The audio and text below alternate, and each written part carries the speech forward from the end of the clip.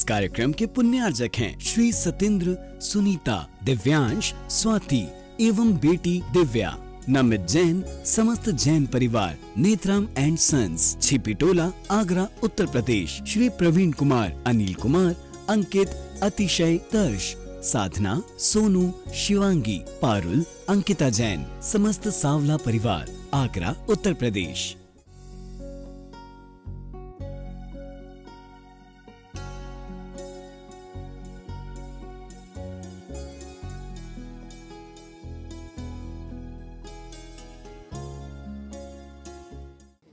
अब बाहर की सारी क्रियाएं कर रहे हैं, लेकिन अंदर के अभी कनेक्शन नहीं जुड़ा है।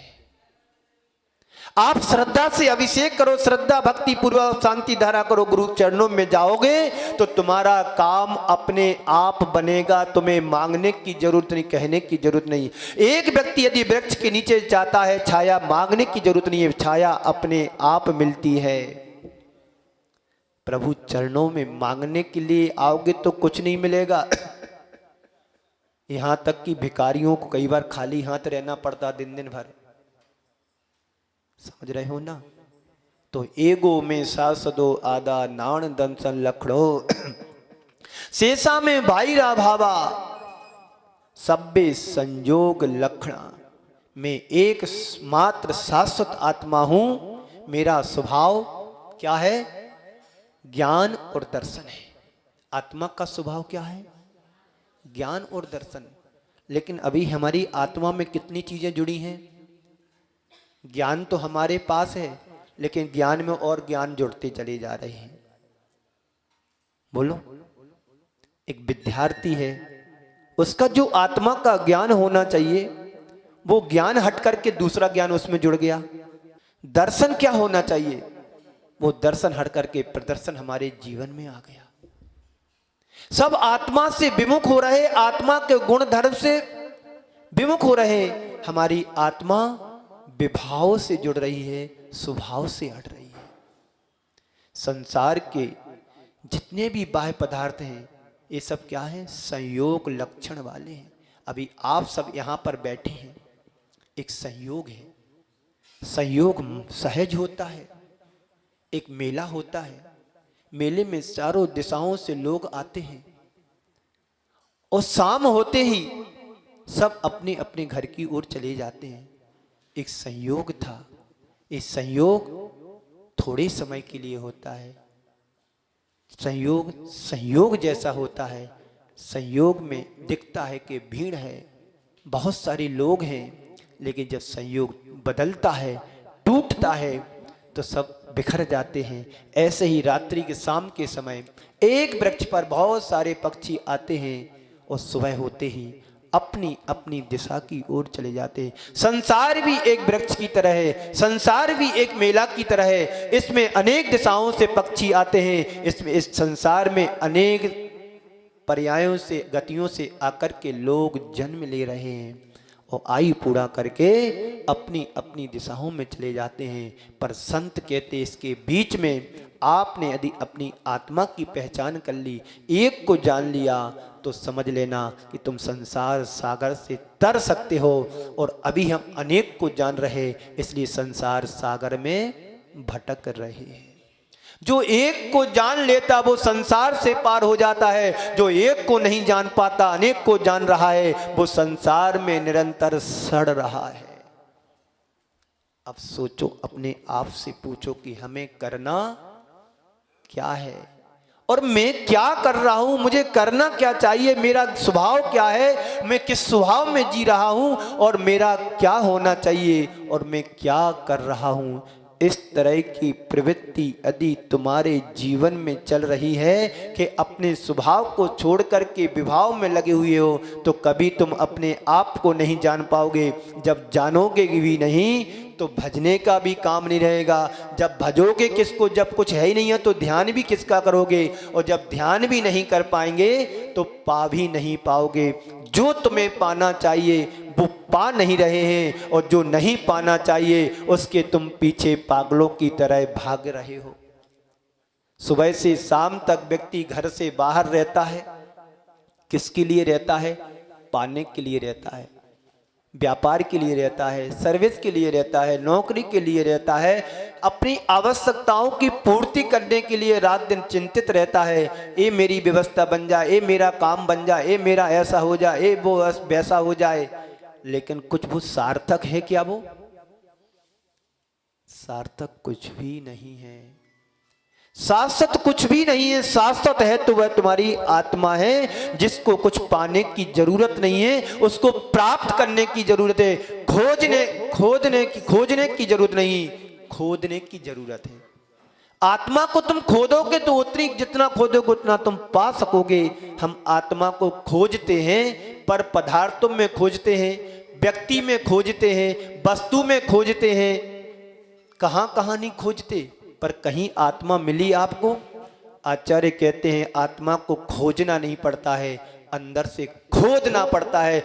जिस दिन तुम इस उपक्रम में जुड़ जाओगे, जिस दिन तुम उद्यम करना शुरू कर दोगे, तुम्हारी आत्मा अपने आप निखर करके बाहर आएगी। जब आत्मा निखर करके आएगी तो तुम्हारा जीवन निहाल हो जाएगा। तो आचार्य कहते हैं जैसे एक मृग मारीच दौड़ लगा रहा है, प्यास उसको लग रही है, रेगिस्तान में दौड़ लगा रहा है, रेत बालू की नदी को समझ करके जैसे सरोवर दिख रहा है। जब रेत पर सूर्य की प्रचंड किरण पड़ती है तो मृग के लिए वह पानी की तरह सरोवर दिखाई देता है। देखता है कि सामने सरोवर दिखाई दे रहा है, चलो थोड़ा और दौड़ लगाओ, सरोवर मिलेगा, चलो थोड़ा और आगे बढ़ो, सरोवर मिलेगा, पानी मिलेगा, अपनी प्यास बुझा लेंगे। पर पानी जैसा भ्रम रहता है, पानी वहां पर नहीं रहता है। ऐसे ही संसार का प्रत्येक प्राणी पर पदार्थों में सूखता है, यहाँ सुख मिलेगा, वहां सुख मिलेगा, चलो थोड़ा और आगे बढ़ो, इसमें सुख मिलेगा, चलो थोड़ा और आगे चलो, वहां सुख मिलेगा। पूरी जिंदगी बाहर खोजते खोजते निकल जाती है, पर उसको यथार्थ में सुख नहीं मिलता है। जैसे एक हिरण के लिए भटकते भटकते पूरी जिंदगी निकल जाती, पर उसको सुख और पानी नहीं मिलता है, एक दिन उसको प्राण गंवाना पड़ते हैं। ऐसे ही संसार के गोरख धंधों में हम फंस करके दौड़ लगा रहे हैं, पर कुछ पा नहीं पा रहे हैं, और एक दिन हमारी आयु का अंत हो जाता है। बस परिजन हाथ मल करके रह जाते हैं। एक राजा था, उस राजा की 4 रानियां थी। अभी तो ऐसा होता नहीं, अभी एक ही रानी को पालना बड़ा मुश्किल होता है। सुबह से शाम की उसके सुनते सुनते बाल भी कई लोगों के कम हो गए हैं। उनकी रिक्वायरमेंट को पूरा करते करते पूरी जिंदगी निकलने को हो रही है, पर किसी की आवश्यकताओं को पूरा नहीं कर सकते हैं, और किया भी नहीं जा सकता है। हमारी इच्छाएं तो सरोवर में एक कंकड़ गिराने से जैसे बलय निकलती हैं, बलय दर एक बलय दूसरी ओर निकलती चली जाती हैं और अंतिम छोर तक पहुंच पाती हैं। ऐसे ही संसार के प्रत्येक प्राणी की अनंत इच्छाएं हैं, किसी की पूरा नहीं किया जा सकता। तो राजा की 4 रानियां थी। पहली वाली रानी बहुत सुंदर थी, लेकिन राजा उसके पास कभी कभार जाता था। दूसरी रानी सुंदर नहीं थी पर धनवान थी, बड़े घराने की थी। तीसरी रानी सुंदर भी नहीं थी, धनवान भी नहीं थी, राजा कभी कभार जाता था। और चौथी प्रकार की रानी ना रूपवान थी, ना धनवान थी, ना उसके पास कोई शक्ति थी। पहली वाली रानी जो रूपवान थी लेकिन बड़े घराने की नहीं थी पर सुंदर थी, उसके पास राजा हमेशा जाया करता था, रहता था, राजा उसके पास हमेशा रहा करता था। दूसरी वाली के पास कभी कभार जाता था, तीसरी वाली के पास भी जाता था, पर चौथे नंबर वाली रानी के पास वो राजा नहीं जाता था। अशुभ कर्म का उदय आया, राजा अचानक बीमार पड़ गया। बीमार पड़ गया तो एक फकीर को बुलाया गया, वैद्य को बुलाया गया, वैद्य को दिखाया गया। वैद्य ने कहा कि मैं औषधि दूंगा, ठीक हो सकते हैं, पर शर्त एक है, राजा के ऊपर संकट आया है, बीमारी आई है, यदि राजा को स्वस्थ रखना है तो एक औषधि है, उसका रसपान करना होगा, राजा पल में ठीक हो जाएगा। पर शर्त है। शर्त क्या है? शर्त यह है, जो इस औषधि का रसपान करेगा वो तो मरेगा और राजा स्वस्थ हो जाएगा।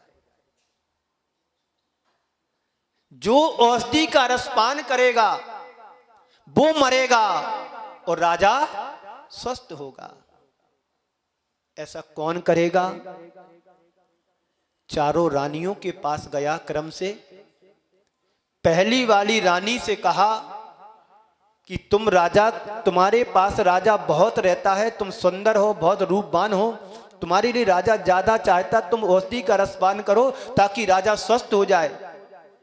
रानी ने छूटते ही मना कर दिया कि मैं ऐसा नहीं कर सकती, मेरी उम्र है कहाँ कि मैं दवाई खाऊं, औषधि खाऊं और राजा को जिंदा करूं, मेरे परिवार कौन संभालेगा?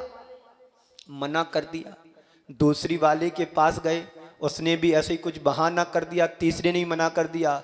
चौथी वाली रानी जो थी वो हमेशा राजा के स्वस्थ होने की मंगल कामना करती रहती थी कि मेरा राजा स्वस्थ रहे, मेरे पास नहीं आता, मुझे कोई चिंता नहीं, पर राजा रहेगा तो पूरी प्रजा का पालन पोषण होता रहेगा। हमेशा राजा के मंगल होने की कामना रखती थी। और जैसे ही चौथी वाली रानी के पास ये समाचार पहुंचा कि राजा को स्वस्थ करना है, तो रानी ने कहा कि लाओ, मुझे जहर भी दोगे तो मैं उसको पान करने वाला हूं। रानी को वो औषधि दिया गया।